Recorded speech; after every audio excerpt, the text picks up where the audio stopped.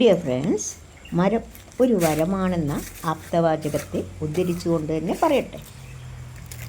മഴ കൊണ്ട് വെട്ടിയും അളവ് കോലുകൊണ്ട് അളന്നും ഈർച്ചവാൾ കൊണ്ട് കീറി മുറിച്ചും കിടക്കുന്ന ഈ തടിക്കഷ്ണങ്ങളാണല്ലോ മണിക്കൂറുകൾക്ക് മുമ്പ് വരെ നമുക്ക് ആഹാരമായും പ്രാണവായുവായും പ്രകൃതിയെ ഹരിതാപമാക്കിക്കൊണ്ടിരുന്ന വൻ വൃക്ഷങ്ങളായിരുന്നല്ലോ എന്നോർത്തപ്പോൾ മനസ്സിലൊരു വിങ്ങൽ.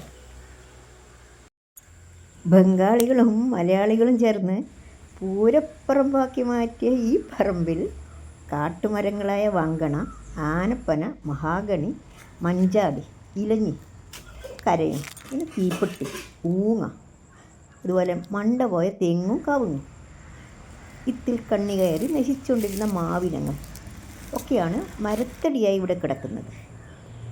കച്ചവടക്കണ്ണ് മാത്രമായി കാണാതെ സാമ്പത്തിക നേട്ടം വെച്ച് നോക്കുമ്പോൾ മരത്തിൽ നിന്ന് മരത്തടിയിലേക്കുള്ള ഈ മാറ്റം മരം നമുക്ക് ധനത്തിൻ്റെ രൂപത്തിൽ വരമായി തരുന്നു എന്നാശ്വസിക്കുമ്പോൾ മനസ്സിൻ്റെ ആ വിങ്ങലൊന്ന് മാറിക്കിട്ടി.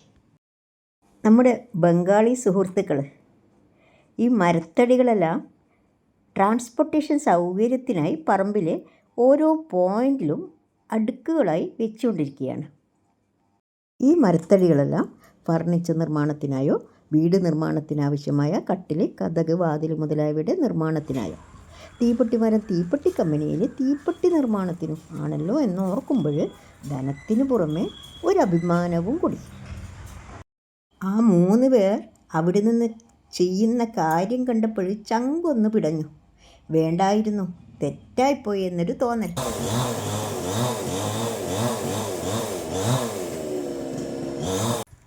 നമ്മൾ ചെയ്ത തെറ്റും അവർ ചെയ്ത ശരിയും എന്താണെന്ന് നോക്കാം.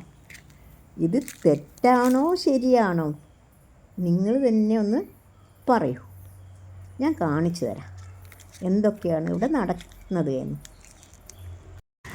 ഏതൊരു കറി മസാലയുടെയും പ്രധാന അസംസ്കൃത വസ്തുവായ കറുവപ്പട്ടയും ഇലയും പൂവും തരുന്ന കറുപ്പമരം കറി മസാലയ്ക്ക് മാത്രമല്ല അന്താരാഷ്ട്ര വിപണിയിൽ വൻ ഡിമാൻഡുള്ള സിനമൺ ഓയിൽ, പിന്നെ ആയുർവേദത്തിൽ ഒഴിച്ചുകൂടാനാകാത്ത സസ്യത്തിൻ്റെ ഭാഗങ്ങൾ. ആരോഗ്യ ഗുണങ്ങളാൽ പ്രധാനമായ ഈ 2 മരങ്ങളാണ് നമ്മൾ കച്ചവടച്ചരക്കായി മാറ്റിയത്.